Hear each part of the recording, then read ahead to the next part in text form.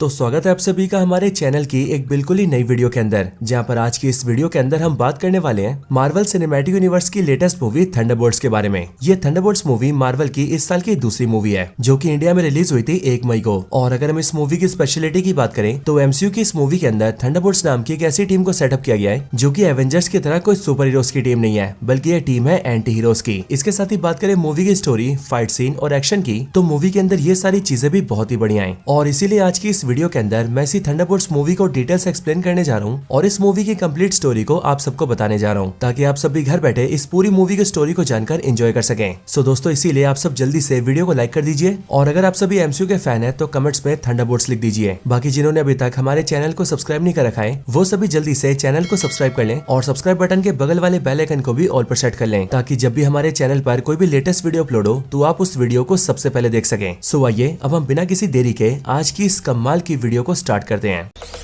Zombie apocalypse.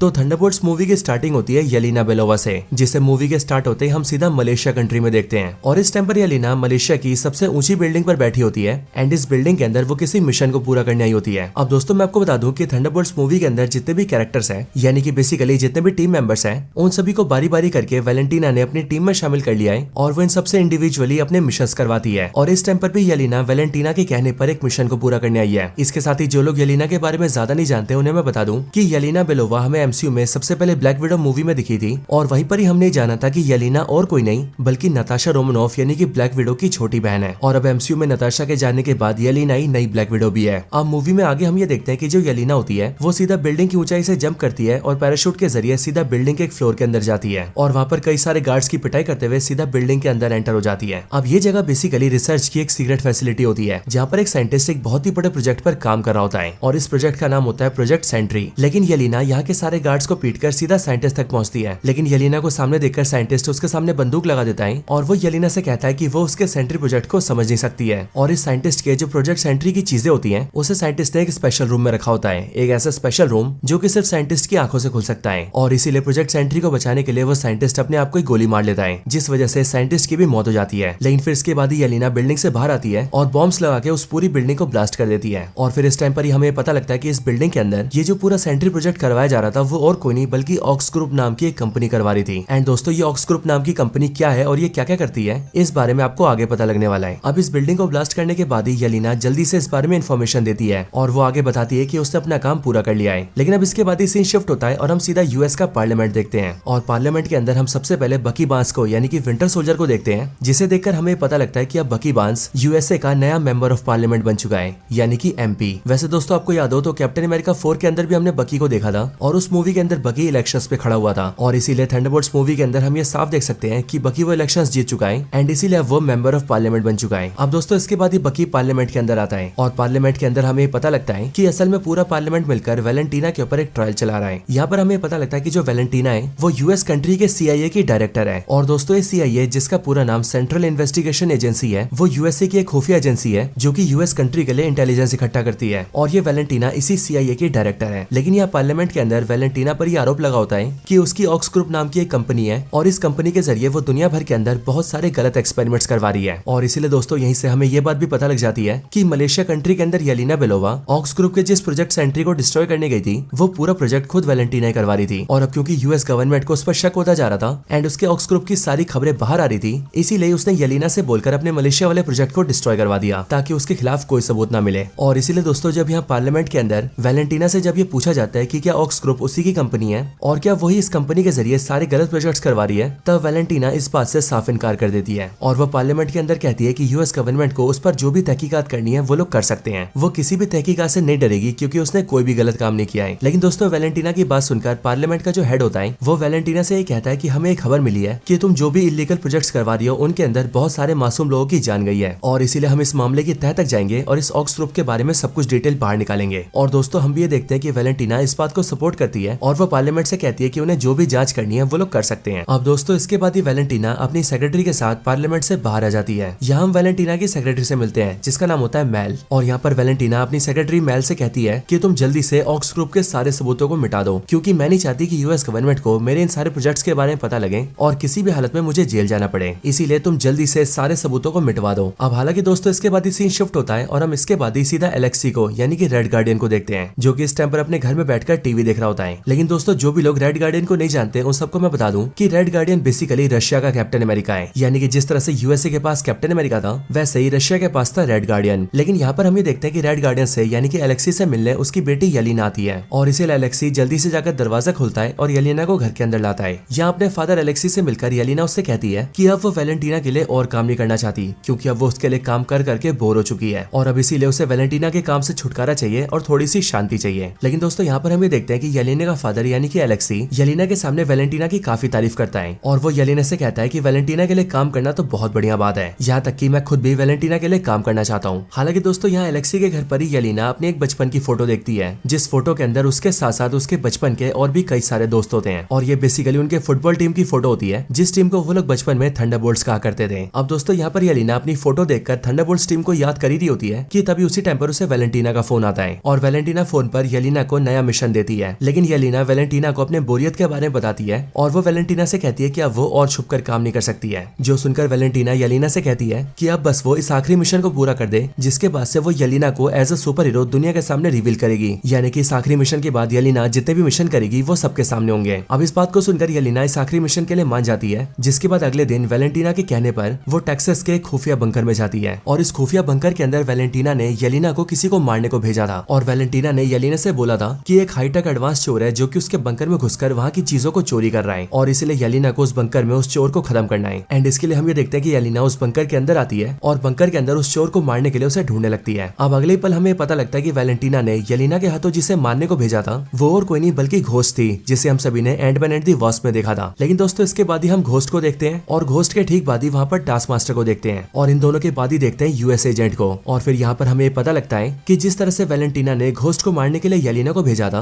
वैसे उसने ghost को भेजा था टास्क मास्टर को मारने के लिए, लेकिन इसके साथ ही उसने टास्क मास्टर को भेजा था यूएस एजेंट को मारने के लिए और यूएस एजेंट यानी कि जॉन वॉकर को भेजा था ब्लैक विडो यानी कि येलिना को मारने के लिए। जिसका मतलब दोस्तों वैलेंटीना ने इन चारों के हाथों ही मरवाने को भेजा था और वैलेंटीना ने ये सब इसीलिए किया था क्योंकि वैलेंटीना के गलत कामों में ये चारों भी शामिल थे और वैलेंटीना ने इनके जरिए बहुत सारे गलत काम करवाए थे और इसीलिए वैलेंटीना को इस बात का डर था कि अगर इन चारों ने यूएस गवर्नमेंट के सामने कुछ भी बक दिया या इनके जरिए यूएस गवर्नमेंट को कुछ भी पता लग गया तो उसकी वजह से वैलेंटीना के प्रोजेक्ट्स की सच्चाई सबके सामने आ सकती है एंड उसे जेल हो सकती है और इसीलिए वैलेंटीना ने इन चारों को यहाँ बंकर में भेजा ताकि इस बंकर के अंदर वो चारों एक दूसरे को खत्म कर दें। लेकिन दोस्तों जब ये चारों आपस में लड़ने लगे तब इनके बीच बातचीत शुरू हुई और जब बातचीत के अंदर उन्हें पता लगा कि वैलेंटीना ने उन चारों को एक दूसरे को मारने को भेजा है तब उन चारों को ये बात समझ आ गई कि वैलेंटीना उन चारों को ही खत्म करना चाहती है ताकि वैलेंटीना के गलत कामों का कोई सबूत ही न बचे। अब हालांकि दोस्तों इस दौरान जब ये लोग फाइट कर रहे होते हैं तब उनकी लड़ाई के बीच ही वो लोग एक बॉक्स से टकरा जाते हैं और इसीलिए वो बॉक्स देखते ही देखते ओपन हो जाता है एंड उस बॉक्स के अंदर से बाहर आता है बॉब यानी कि सेंट्री। लेकिन बॉक्स से बाहर आते ही सेंट्री उन चारों को देखकर डर जाता है और उन चारों के लिए भी बॉब अनजान होता है, इसीलिए वो चारों बॉब से पूछते हैं कि आखिरकार वो यहाँ अंदर कैसे आया। लेकिन इस बात को सुनकर बॉब उन चारों को ये बताता है कि वो अंदर कैसे आया उसे इस बारे में कुछ भी याद नहीं है। अब हालांकि दोस्तों इन सब के बीच ही हम ये देखते हैं कि जो घोस्ट होती है वो टास्क मास्टर के सर पे गोली मार देती है, जिस वजह से टास्क मास्टर की वहीं पर मौत हो जाती है और अब इसीलिए टास्क मास्टर के मरने के बाद वहाँ पर सिर्फ Sentry, Yelena Belova, US agent और घोस्ट रह जाते हैं। अब हालांकि दोस्तों इसी टाइम पर सीन शिफ्ट होता है और हम सीधा वैलेंटीना को देखते हैं। हम ये देखते हैं कि वैलेंटीना ने एक बहुत ही बड़ी पार्टी रखी होती है और इस पार्टी के अंदर उसने काफी सारे अमीर लोगों को बुलाया होता है एंड यहाँ पर उसका प्लान होता है कि वो चित्तौरी आर्मी के बचे हुए गैजेट्स को उनको बेच दे। और वैलेंटीना की इस पार्टी के अंदर हम पार्लियामेंट के हेड और इवन बकी बांस को भी देखते हैं। अब दोस्तों इस पार्टी के अंदर जो बकी बांस होता है वो सीधा वैलेंटीना के असिस्टेंट मेल से मिलता है और वो मेल से मिलकर उसे अपना नंबर देता है एंड वो उससे कहता है कि वो वैलेंटीना के सबसे करीब है और इसीलिए वो भी इस बात को जानती होगी कि वैलेंटीना बहुत सारे गलत काम करती है एंड इसीलिए वो ये चाहता है कि मेल वैलेंटीना के गलत कामों के बारे में उसे खबर दे और वो जो भी जानती है उसे फोन करके वो बता दे। अब इसके बाद इस सीन फिर से शिफ्ट होता है और हम फिर से बंकर के अंदर यूएस एजेंट, येलिना, घोस्ट और बॉब को देखते हैं और अब क्योंकि इन सबको ये बात समझ आ गई थी कि वो लोग एक दूसरे को मारने आए हैं और ये सारा काम उन सबसे वैलेंटीना करवा रही है, तब इस बात को जानने के बाद ही वो लोग एक दूसरे के दोस्त बन जाते हैं और एक साथ मिलकर यहाँ से निकलने की कोशिश करते हैं। साथ ही साथ वो लोग बॉब को भी अपने साथ ले जाने की कोशिश करते हैं। लेकिन दोस्तों यहाँ पर हम ये देखते हैं कि जैसी घोस्ट यहाँ से बाहर निकलने की कोशिश करती है वैसे यहाँ पर बहुत तेज का साउंड स्टार्ट हो जाता है और इस तेज साउंड की वजह से घोस्ट वहाँ से बाहर नहीं निकल पाती है। इसके साथ ये पूरा का पूरा बंकर पूरी तरह से लॉक हो जाता है और इस बंकर में 2 मिनट का टाइमर भी स्टार्ट हो जाता है, यानी कि 2 मिनट के अंदर अंदर ये पूरा बंकर ब्लास्ट होने वाला है। और अब इसीलिए वो लोग इस चीज को देखकर जल्दी से साउंड के सोर्स को ढूंढते हैं और ये पता लगाते हैं कि ये जोर से साउंड कहाँ से आ रही है। और एक बार पता लगाने के बाद ही वो लोग उस साउंड के सोर्स को तोड़ देते हैं, जिसके बाद जैसे साउंड बंद होता है वैसी घोस्ट बड़े आराम से दीवार के आर पार हो जाती है और वो बंकर का दरवाजा खोल के सबको बाहर निकाल लेती है। लेकिन दोस्तों बाहर निकलने के दौरान ही येलेना का हाथ बॉब से टच हो जाता है और वो जैसी उससे टच होती है वैसे हम ये देखते हैं कि येलेना अपनी बचपन की यादों में खो जाती है और उसे बचपन में अपनी बहन दिखने लगती है और अपने बचपन में येलेना अपनी बहन को अपने सामने मरते हुए देखती है। लेकिन जैसी येलेना की आंखें खुलती है वैसी वो अपने सामने बॉब को देखती है और इसीलिए येलेना समझ जाती है कि बॉब के कांटेक्ट में आने की वजह से वो अपनी पास्ट में चली गई थी और इसीलिए इसका मतलब यही होता है कि जो बॉब है वो दूसरों की यादों को पढ़ सकता है और किसी भी शख्स को उसका पास्ट दिखा सकता है। अब दोस्तों इसी दौरान हम ये देखते हैं कि जो वैलेंटीना होती है उस तक ये खबर पहुंच जाती है कि उसने जिन चारों को एक दूसरे को मारने को भेजा था उन सबकी आपस में दोस्ती हो गई है और वो लोग बंकर से बाहर निकल रहे हैं। और इसीलिए ये बात जानने के बाद ही वैलेंटीना अपनी सेक्रेटरी मेल से कहती है कि वो जल्दी से उसके सारे सोल्जर्स को लेकर उस बंकर के पास जाए और उस बंकर को चारों तरफ से घेर ले, क्योंकि ये सबके सब सनकी और आवारा है जिनकी वैलेंटीना को बिल्कुल भी जरूरत नहीं है। और इसीलिए वैलेंटीना आज किसी भी हाल में इन सबको खत्म करना चाहती है। अब ये सारी चीजें प्लान करके वैलेंटीना अपनी सेक्रेटरी के साथ वहाँ से उतरकर चली जाती है। लेकिन हम ये देखते हैं कि वैलेंटीना की जो गाड़ी चला रहा था वो ड्राइवर और कोई नहीं बल्कि रेड गार्डियन था, यानी कि येलेना का फादर एलेक्सी। और इसीलिए एलेक्सी वैलेंटीना की बातें सुनकर ये समझ जाता है कि वैलेंटीना उसकी बेटी येलेना को मारने वाली है। लेकिन दोस्तों इसी टाइम पर हम मेल को देखते हैं जो कि चुपके से साइड में आकर विंटर सोल्जर को फोन कर देती है और वो बकी को फोन करके उसे बताती है कि जो वैलेंटीना है वो अपने सारे पुराने एसेसिन्स को मारना चाहती है और वो भी इसीलिए ताकि उसके खिलाफ कोई सबूत ना मिले। लेकिन अब क्योंकि वो सारे एसेसिन भी इंसान है और उन्हें फालतू में मारा जा रहा है, इसलिए मेल ये चाहती है कि बकी वांस इसके लिए कुछ करे और वो वैलेंटीना के इस बुरे इरादे को रोक दे। और इसीलिए मेल बकी से रिक्वेस्ट करती है कि वो कुछ भी करके उन सबको बचा ले। बाकी दोस्तों इसके बाद ही सीन शिफ्ट होता है और हम फिर से बंकर के अंदर सभी को देखते हैं। अब यहाँ हम ये देखते हैं कि ये सब के सब बंकर से पूरी तरह से बाहर नहीं निकले होते हैं, क्योंकि अभी भी बंकर के मेन दरवाजे बंद होते हैं, जिस वजह से वो लोग वहीं पर ही फंसे होते हैं। लेकिन उन सबको वहाँ पर एक चिमनी जैसा होल दिखता है और इसलिए वो चारों के चारों एक दूसरे से पीठ टच करते हैं और एक साथ पैरों का सहारा लेके धीरे धीरे करके ऊपर आते हैं और ऐसा करके किसी तरह से वो लोग बंकर से बाहर निकलने लगते हैं। लेकिन दोस्तों इसी टाइम पर बंकर के सीसीटीवी के जरिए वैलेंटीना ये देख लेती है कि जिन चारों एसेसिन्स को उसने अंदर भेजा था उनमें से टास्क मास्टर की तो मौत हो चुकी है, लेकिन बाकी बचे हुए तीनों कैरेक्टर्स के साथ बॉब भी मिल चुका है, जिस बॉब का पूरा नाम है रॉबर्ट रेनॉल्ड्स। और इसलिए इस बॉब को देखकर वैलेंटीना को ये याद आता है कि बॉब दिखने में मलेशियन लग रहा है और इसलिए यहीं से उसे याद आता है कि वो मलेशिया के अंदर एक ह्यूमन एक्सपेरिमेंट करवा रही थी, जिसमें कि उसने कई सारे बीमार लोगों को कैप्चर किया था ताकि वो उन पर एक्सपेरिमेंट्स कर सके और एक्सपेरिमेंट के अंदर उन सभी ह्यूमंस को पावरफुल बनाया जा रहा था। और उसी प्रोजेक्ट के अंदर ये लड़का भी शामिल था, यानी कि बॉब, एंड उसी प्रोजेक्ट का नाम था प्रोजेक्ट सेंट्री। अब हालांकि दोस्तों वैलेंटीना को ऐसा लग रहा था कि वो प्रोजेक्ट फेल हो चुका था, लेकिन असल में जो साइंटिस्ट प्रोजेक्ट सेंट्री पर काम कर रहा था उसका किया हुआ एक्सपेरिमेंट बॉब के ऊपर सक्सेसफुल हो गया था। और इसलिए दोस्तों बॉब के अंदर यानी कि रॉबर्ट रेनॉल्ड्स के अंदर बहुत ज्यादा पावर्स आ गई थी और वो एमसीयू का सुपरमैन बन गया था। लेकिन दोस्तों बॉब को अपनी पावर्स के बारे में कुछ भी नहीं पता है और इसीलिए वो एक आम इंसान की तरह यूएस एजेंट, घोस्ट और येलेना के साथ इस बंकर से बाहर निकल रहा है। लेकिन दोस्तों ये सारी चीजें देखकर वैलेंटीना ये प्लान करती है कि वो बंकर के अंदर यूएस एजेंट, येलेना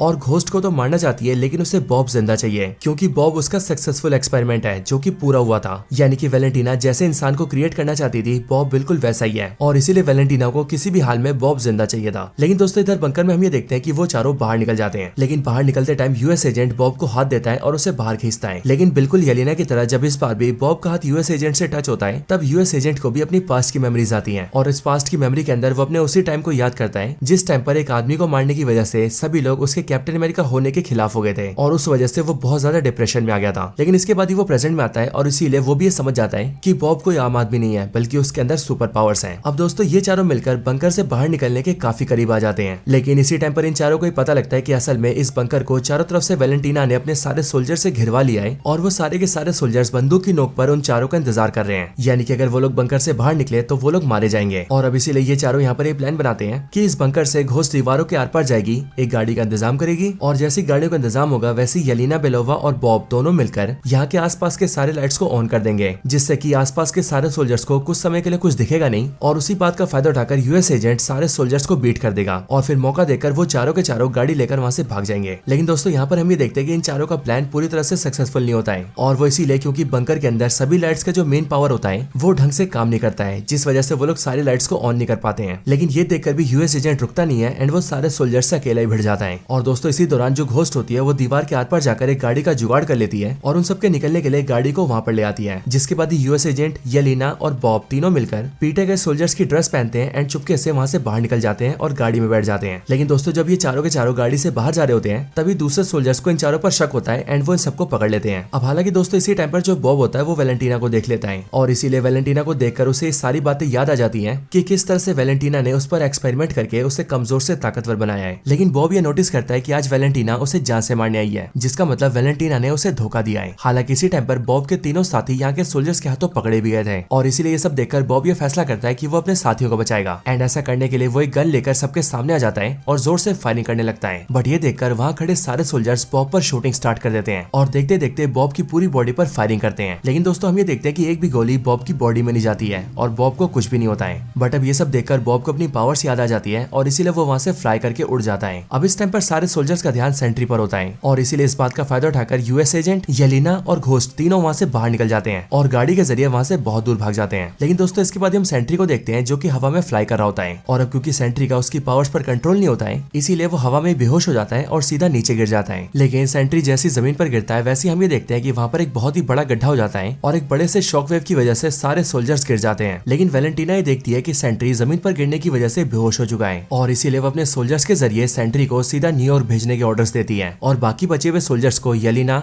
घोस्ट और यूएस एजेंट के पीछे लगा देती है। अब इन सब के बाद ही हम येलिना, यूएस एजेंट और घोस्ट को देखते हैं जो कि एक वीराने से रोड पर चल रहे होते हैं। लेकिन इसी टाइम पर उनके पास एलेक्सी आता है और वो अपनी गाड़ी में उन तीनों को बिठा लेता है और फिर एलेक्सी येलिना को बताता है कि वैलेंटीना असल में उसे जान से मारना चाहती है। लेकिन असल में येलिना, यूएस एजेंट और घोस्ट को ये सारी बातें पहले से ही पता थी। लेकिन अब इसके बाद जब एलेक्सी अपनी गाड़ी के अंदर यूएस एजेंट, येलिना और घोस्ट को लेकर जा रहा होता है तब उसके कुछ टाइम बाद ही हम ये देखते हैं कि वैलेंटीना के बहुत सारे सोल्जर्स की गाड़ियां उनके पीछे आ जाती है और वो देखते देखते एलेक्सी की गाड़ी पर फायरिंग करने लगते हैं। अब एलेक्सी की ये वाली गाड़ी बहुत ही बुरी कंडीशन में थी, साथ ही साथ ये वाली गाड़ी बुलेट प्रूफ भी नहीं थी और इसीलिए इन तीनों को ऐसा लगता है कि शायद से आज वो लोग इस गाड़ी में मारे जाएंगे। लेकिन दोस्तों इसके अगले पल वहाँ पर बकी आता है और वो अपने सुपर सोल्जर के स्ट्रेंथ के दम पर उन सारे सोल्जर्स की गाड़ियों को डिस्ट्रॉय कर देता है और देखते देखते उन चारों की जान बचा लेता है। अब ये सारी चीजें देखकर उन चारों को काफी खुशी होती है और उन्हें ऐसा लगता है कि बकी उन्हें बचाने आया है। लेकिन एक्चुअली में बकी उन्हें बचाता तो है लेकिन उसके बाद ही बकी उन चारों को अरेस्ट कर लेता है और उन चारों को बांधकर अपनी जगह पर ले जाता है। लेकिन अब इसके बाद ये सीन शिफ्ट होता है और हम सीधा वैलेंटीना को देखते हैं जो कि न्यूयॉर्क के अंदर एवेंजर्स टावर तक पहुंच जाती है और हमें पता लगता है कि वैलेंटीना ने एवेंजर्स टावर को खरीद लिया है और सेंट्री को भी वो यहीं पर ले आई है। एंड इसीलिए वो अंदर आकर सीधा सेंट्री के रूम में जाती है जहाँ पर सेंट्री बेहोश होता है। लेकिन सेंट्री को जैसी होश आता है वैसी वो अपने सामने वैलेंटीना को देखकर डर जाता है। लेकिन यहाँ पर वैलेंटीना बॉब से बात करती है एंड वो सेंट्री को धीरे से समझाती है कि वो असल में उसकी कोई दुश्मन नहीं है बल्कि वो उसकी दोस्त है, क्योंकि कुछ समय पहले तक बॉब मलेशिया में बहुत ही बुरी लाइफ जी रहा था। वो बहुत गरीब था, उसके फादर शराब पी के उसे मारा पीटा करते थे और इसीलिए बॉब ने ड्रग्स लेना स्टार्ट कर दिया था जिस वजह से वो बहुत ज्यादा कमजोर हो गया था। लेकिन उसी ने यानी कि वैलेंटीना ने उस पर एक्सपेरिमेंट करके उसे बहुत ज्यादा पावरफुल बना दिया है और अब इसीलिए वो मैं ही हूँ जिसने तुम्हें नई जिंदगी दी है, इसीलिए तुम्हें मेरी बातें माननी पड़ेगी। अब दोस्तों ये सारी चीजें देखकर हम ये समझ जाते हैं कि वैलेंटीना ने पूरी तरह से बॉब का माइंड वॉश कर दिया है और अब इसीलिए बॉब वैलेंटीना की बात मानेगा। लेकिन दोस्तों इन सारी चीजों को मेल नोटिस कर लेती है और इसीलिए वैलेंटीना की सेक्रेटरी मेल जल्दी से बकी को फोन करती है और बकी को फोन पर ये बता देती है कि वैलेंटीना ने बॉब का माइंड वॉश करके उसे अपने कंट्रोल में कर लिया है और अब क्योंकि बॉब यानी कि सेंट्री बहुत ही ज्यादा पावरफुल है इसीलिए वैलेंटीना बॉब की पावर्स का इस्तेमाल करके अपने गलत कामों को पूरा करेगी। एंड इसीलिए मेल ये चाहती है कि बकी किसी तरह से उसे रोक दे। अब इस बात को जानने के बाद ही बकी बांस जल्दी से एलेक्सी, येलिना, घोस्ट और यूएस एजेंट के हाथ फ्री करता है और उन सबके साथ अपनी टीम को फॉर्म करके जल्दी से वैलेंटीना और बॉब को रोकने के लिए निकल जाता है। और इसी टाइम पर एलेक्सी यानी कि रेड गार्डियन अपनी इस टीम का नाम रखता है थंडरबोल्ट्स। अब इसके बाद ये थंडरबोल्ट्स की टीम जल्दी से न्यूयॉर्क पहुंचती है और वहाँ वैलेंटीना को रोकने के लिए सीधा स्टार्क टावर तक आती है। इसके बाद वो लोग जल्दी से बिल्डिंग में ऊपर आते हैं और वैलेंटीना से मिलते हैं। लेकिन वो लोग वैलेंटीना को कुछ करते हैं कि उससे पहले वहाँ पर सेंट्री आता है, जिसके आते वैलेंटीना सेंट्री को कहती है कि वो उन सबको मार दे। लेकिन असल में सेंट्री ने उन सब में से येलिना,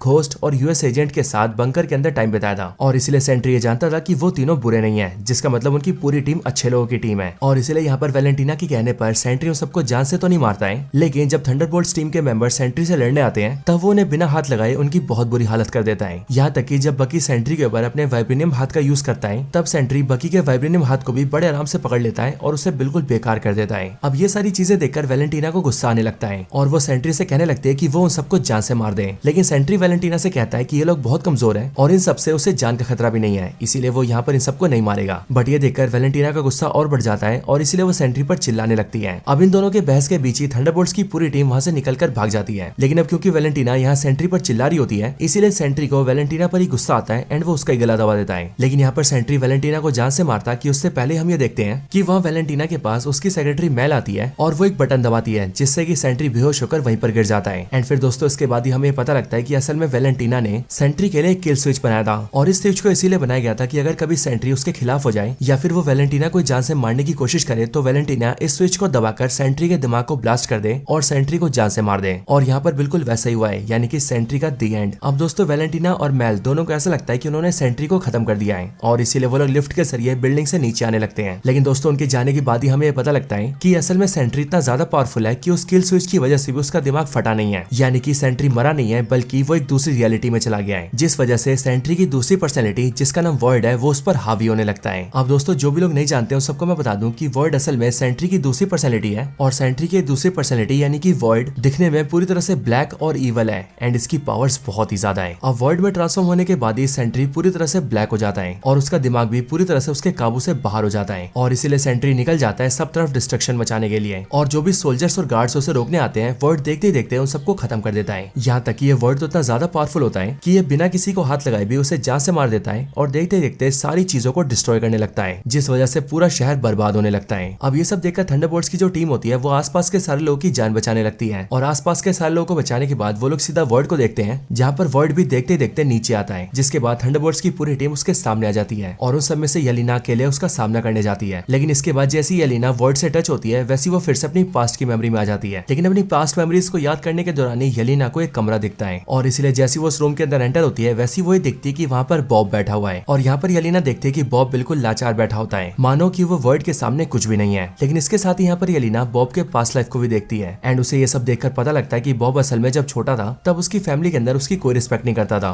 उसके फादर उसे मारा पीटा करते थे, जिस वजह से बॉब ने धीरे धीरे करके ड्रग्स लेना स्टार्ट कर दिया था और इस वजह से बॉब को बहुत सारी बीमारियां हो गई थी। लेकिन दोस्तों इसके बाद हम ये देखते हैं कि थंडरबोल्ट्स की बाकी टीम भी देखते देखते बॉब से टच होती है और फिर वो सब लोग भी इस मेमोरी में यानी कि इस कमरे में प्रेजेंट हो जाते हैं और फिर ये सब के सब मिलकर बॉब से पूछते हैं कि आखिरकार वो लोग वॉइड को कैसे रोक सकते हैं। बट ये सब सुनकर जो बॉब होता है वो सभी को बताता है कि असल में सेंट्री और वॉइड दोनों एक साथ जुड़े हुए हैं और इसीलिए वॉइड तब तक रहेगा जब तक सेंट्री रहेगा, जिसका मतलब अगर वॉइड को मिटाना है तो उसके लिए सेंट्री को मिटाना पड़ेगा। अब ये सब जानने के बाद ही वो सबके सब मिलकर और दूसरे कमरों में जाते हैं और धीरे धीरे करके वॉइड को ढूंढने लगते हैं और फिर देखते देखते एक अंधेरे कमरे के अंदर उन सबकी मुलाकात होती है वॉइड से। अब यहाँ पर जब बॉब यानी कि सेंट्री वॉइड से मिलता है तब वो काफी भावुक हो जाता है, क्योंकि वॉइड यहाँ पर सेंट्री से कहता है कि हम दोनों हमेशा से अकेले हैं और अगर किसी ने हमें सहारा दिया है तो बस एक दूसरे ने। लेकिन यहाँ पर वॉइड की बातें सुनकर थंडरबोल्ट्स की टीम सेंट्री से कहती है कि तुम अकेले नहीं हो बल्कि वॉइड अकेला है और हम सब के सब तुम्हारे साथ है, यानी कि सेंट्री के साथ। और अब इसीलिए हम ये देखते हैं कि जैसी थंडरबोल्ट्स की सारी टीम सेंट्री का यानी कि बॉब का साथ देती है और बॉब को ये कहती है कि वो अकेला नहीं है बल्कि वो सब लोग उसके साथ हैं, तब उसके बाद ही वॉइड धीरे धीरे करके कमजोर हो जाता है, जिसके बाद बॉब की जीत होती है और वॉइड हमेशा के लिए गायब हो जाता है। और फिर हम ये देखते हैं कि पूरे शहर पर वॉइड की वजह से जो काला साया आया था वो काला साया भी देखते देखते खत्म हो जाता है। लेकिन दोस्तों इन सब के बाद हमें पता लगता है कि वॉइड के जाने के साथ ही सेंट्री भी जा चुका है, यानी कि अब बॉब एक आम इंसान है। लेकिन दोस्तों ऐसा मार्वल कॉमिक्स में भी हो चुका है और इसीलिए आप लोग ये मत सोचिए कि अब बॉब सेंट्री दोबारा कभी नहीं बनेगा। बॉब सेंट्री फिर से बनेगा और जरूर बनेगा, बस बात ये होगी कि जैसी सेंट्री वापस आएगा वैसी वॉइड भी वापस आएगा और इसीलिए देखना यही है कि बॉब सेंट्री फिर से कब बनता है। अब दोस्तों इन सब के बाद ही जो थंडरबोल्ट्स की टीम होती है वो सीधा वेलेंटीना को पकड़ने जाती है ताकि वो लोग वेलेंटीना से अपना बदला ले सके। लेकिन दोस्तों जैसी वो लोग वेलेंटीना के पास आते हैं वैसी वो लोग देखते हैं कि वेलेंटीना ने सारे प्रेस वालों को वहां पर बुलाया था और इसलिए थंडरबोल्ट्स की टीम प्रेस वालों को देखकर काफी चौंक जाती है कि आखिरकार वेलेंटीना ने सारे प्रेस वालों को यहाँ पर क्यों बुलाया है। लेकिन जो वेलेंटीना होती है वो देखते देखते सारे न्यूज वालों के सामने इस बात को अनाउंस कर देती है कि जो थंडरबोल्ट्स की टीम उन सबके सामने खड़ी है वो असल में नए एवेंजर्स हैं और इस नई एवेंजर्स की टीम को उसने बिल्ड किया है और अब से यही सारे हीरोज पूरे शहर और पूरी दुनिया को बचाएंगे। और आज की लड़ाई में भी इन सारे सुपर हीरोज ने वॉइड को रोका है। लेकिन दोस्तों इसके साथ ही ये पूरी मूवी यहीं पर एंड हो जाती है। अब दोस्तों इस मूवी के खत्म होने के बाद इस मूवी में एक पोस्ट क्रेडिट सीन भी आता है और इस पोस्ट क्रेडिट सीन के अंदर हम ये देखते हैं कि अचानक से हवा में एक बड़ा सा स्पेसशिप अपीयर होता है, लेकिन इस वाले स्पेसशिप के ऊपर फैंटास्टिक फोर का लोगो होता है और इसलिए स्पेसशिप को देखकर हमें पता लग जाता है कि अब फैंटास्टिक फोर अर्थ पर आने वाले हैं, यानी कि अब फैंटास्टिक फोर टीम की एंट्री MCU वाले अर्थ में होने वाली है। लेकिन दोस्तों इसके बाद ये पूरी मूवी एंड हो जाती है। सो दोस्तों आपको इस पूरी मूवी की स्टोरी कैसी लगी ये आप मुझे कमेंट्स में जरूर बताना और अगर आपको वीडियो थोड़ी सी भी पसंद आई हो तो आप वीडियो को लाइक करना और कमेंट्स में थंडरबोल्ट जरूर लिखना। बाकी जिन्होंने चैनल को सब्सक्राइब नहीं करा वो जल्दी से चैनल को भी सब्सक्राइब कर लेना और हमारे चैनल की सारी लेटेस्ट वीडियोस को सबसे पहले देखने के लिए बगल के बेल आइकन को भी ऑल पर सेट कर लेना। बाकी दोस्तों मैं मिलता हूँ आपसे ऐसी किसी और बेहतरीन वीडियो में, तब तक के लिए गुड बाय।